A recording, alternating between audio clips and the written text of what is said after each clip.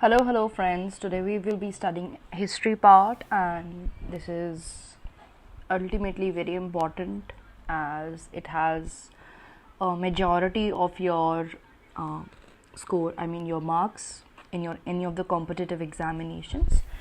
So let us begin with, as you know that we have got three types of, like there are three subparts in history. The first one is your ancient history, right? I think this color is not visible. Let me make it a little visible. So you have got first as ancient history, then you get the medieval history, right? And then you get the modern history. So these are the subparts of your history. So ultimately we will be taking up the prehistoric times first, and then we'll be moving on to your medieval, and we'll switch then to modern. So for the very first, let's start with prehistoric India. As you people must be knowing that your prehistoric time is a time when your basically the the scripts were not developed. तो जब आपकी scripts develop भी नहीं हुई थी तो उससे पहले का जो टाइम था it was pre historic times, and इसको हम स्टोन एज भी बोल देते हैं. इसके अंदर हमारे पास बीसी और एडी आता है. सबसे पहले बीसी वाला जो टाइम पीरियड है वो आपका बिफोर कॉमन एरा, या फिर आप बोलते हो इसको बिफोर क्राइस्ट. तो यानी कि क्राइस्ट के बर्थ से पहले का जो पीरियड था we call it as BC, और we generally call it as BCE. So BCE's full form is before common era, and BC full form is before Christ. Then we'll switch on to AD, and you must be knowing that your AD you get CE, I mean your Anno Domini. CE stands for your common era. अब हम बात करेंगे कि जो हमारा pre historic time है उसके अंदर फर्दर डिविजन्स हैं, and we get three major divisions. पहला आपका आता है stone age, next is your bronze age, and another is your iron age, right. तो आप लोगों को भी ये चीज़ पता होगी कि आपकी जो स्टोन एज होती है वो बेसिकली पर्टिकुलर वो टाइम है जब आपके जो इम्प्लीमेंट्स हैं, इंस्ट्रूमेंट्स हैं, तो जो पहले के जो लोग थे उन्होंने बनाना शुरू किया था, राइट. तो ये उस टाइम का पीरियड है. Next is your bronze as. तो ब्रॉन्ज एज जो पीरियड है वो बेसिकली जब लोगों ने ब्रॉन्ज की मेटलर्जी सीखी थी. मेटलर्जी होता है कि किसी भी ओर में से किसी मेटल को निकालना. तो ये जिस तरह से डेवलपमेंट हुई है उसे हम ब्रॉन्ज एज कह रहे हैं थ्रू आउट द पीरियड. और फिर उसके बाद में हमारे पास आयरन एज आता है जिसके अंदर आयरन की स्मेल्टिंग प्रोसेस हम लोग बेसिकली अडॉप्ट करते हैं.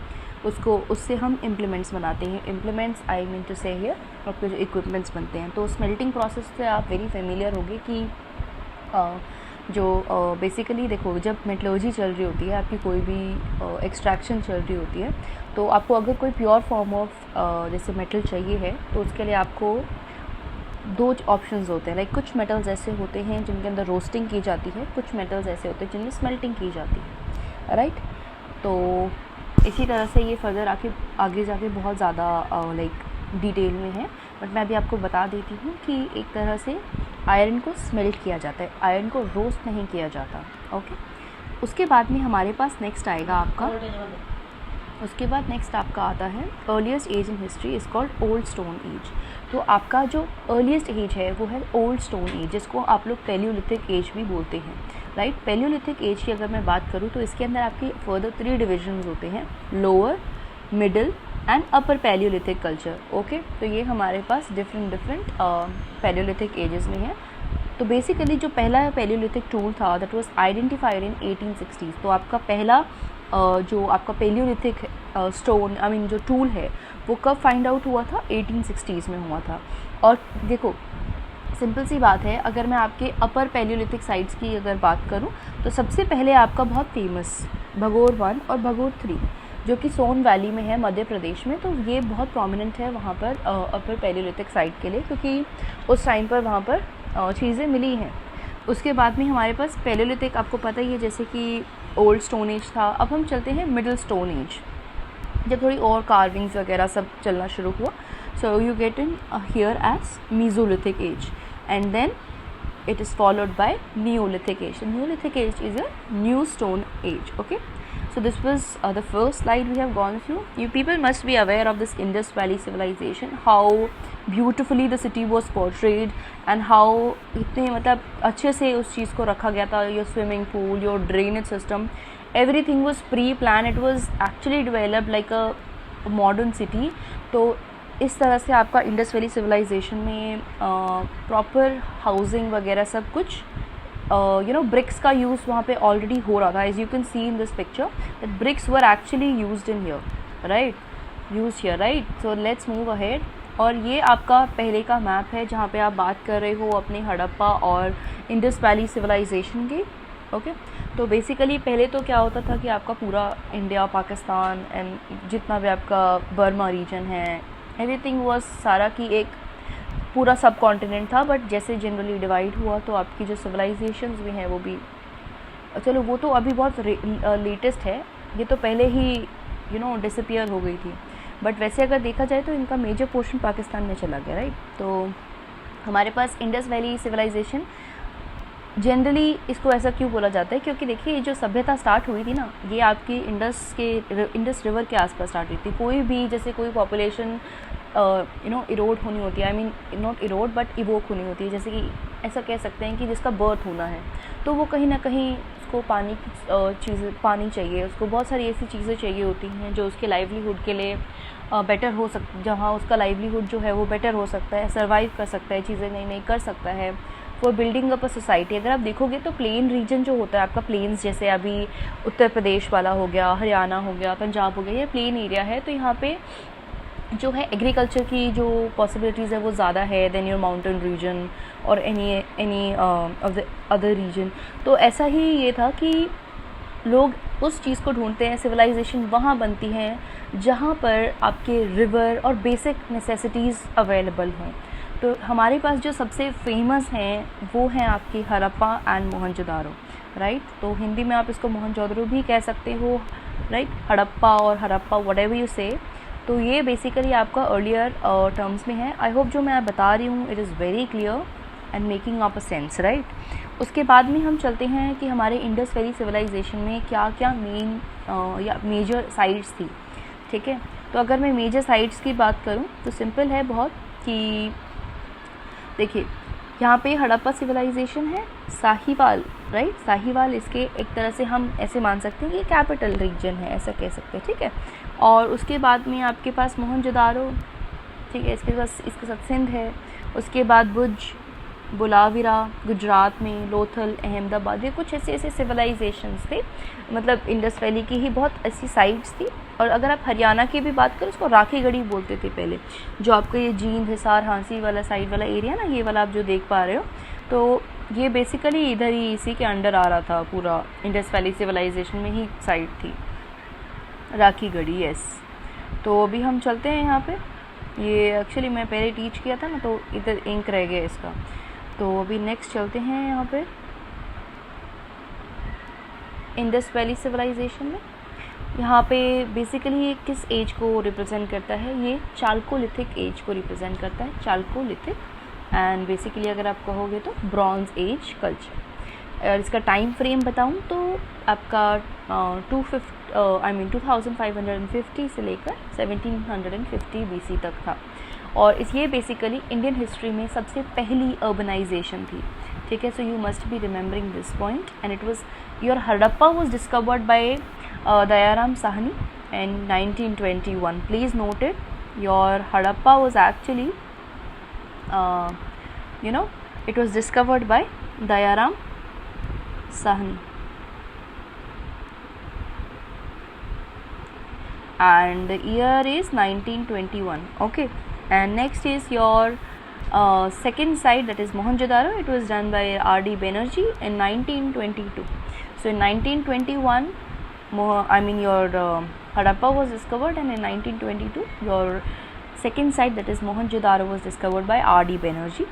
Then comes in your John Marshall, who was the first scholar to term the Indus Valley civilization. So your John Marshall was the first one who actually named this civilization. He was the first scholar, you would be saying, to use this term Indus Valley civilization. यानी कि सिंधु घाटी सभ्यता का नाम जो दिया, ये नाम जॉन मार्शल ने दिया था. उसके बाद में जो आपकी हड़प्पा सिविलाइजेशन है तो वो आपकी जो है रावी रिवर के पास सिचुएटेड है। और आपको पता होगा रावी रिवर इंडिया में आती है, तो दैट्स वाई आई सेड कि पाकिस्तान में क्वेश्चन चला गया। बाकी ये नहीं है कि इंडिया में नहीं था, इंडिया में भी था। तो यहाँ पे हम बात करेंगे नेक्स्ट यहाँ पे हाई एफिशिएंट टाउन प्लानिंग की, यानी कि जो टाउन प्लानिंग होती है ना वो बहुत एफिशिएंट होती है। उसके बाद में आपके पास आती है स्ट्रीट्स जो थी ना, स्ट्रीट्स जो हैं वो आपकी बेसिकली राइट एंगल्स पर लेड हैं और एक इलेबोरेट नेटवर्क है कवर्ड ड्रेन्स का, ठीक है, यानी कि वहाँ पे ड्रेनेज एरिया भी पूरा प्रॉपर था और स्ट्रीट्स जो थी they were accurately at 90 degrees to each other.